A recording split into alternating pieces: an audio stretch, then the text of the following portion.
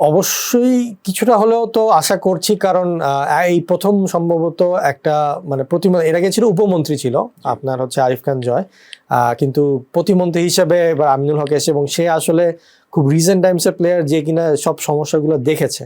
So আমার বিশ্বাস যে তার ফুটবলের প্রতি এক ধরনের মানে একটু ঝুঁকে পড়ার বা এক ধরনের ইমোশন হয়তো কাজ করবে এইসব ক্ষেত্রে। বাট হ্যাভিং সেড দ্যাট, মানে যেই জিনিসটা আমরা বাংলাদেশের মানুষজন একটু বুঝতে ভুল করি, যে সেটা হচ্ছে যে যখনই আমরা এই যে যুব ক্রীড়া মন্ত্রণালয় নিয়ে চিন্তা করি, আমরা সবাই কিন্তু বলার সময় বলি ক্রীড়া প্রতিমন্ত্রী, কিন্তু এটা কিন্তু অ্যাকচুয়ালি ক্রীড়া প্রতিমন্ত্রী, যুব ক্রীড়া মন্ত্রণালয়ের প্রতিমন্ত্রী। এবং এখানে আমরা শুধু ক্রীড়াটা নিয়েই পড়ে থাকি, এখানে যুবরও কিন্তু একটা বিশাল পার্ট আছে।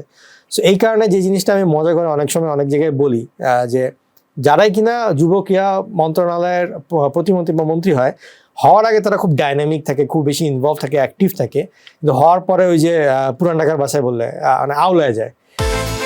বিকাশ পেমেন্টে 10,000 টাকার বেশি অফার, শপিং চলছে তো। আওলায় যাওয়ার কারণ হচ্ছে যে ঢোকার পরে দেখে তারা যুব ক্রীড়া মন্ত্রণালয়ের দায়িত্ব পেয়েছে, যেখানে যুবর বিশাল কাজ আছে, ক্রীড়ারও কাজ আছে, কিন্তু ক্রীড়ার কাজের মানে ন্যাশনাল স্পোর্টস কাউন্সিল হচ্ছে বেশ কয়েকটা অংশের মধ্যে একটা অংশ, সেটার মধ্যেও 52টা ফেডারেশন।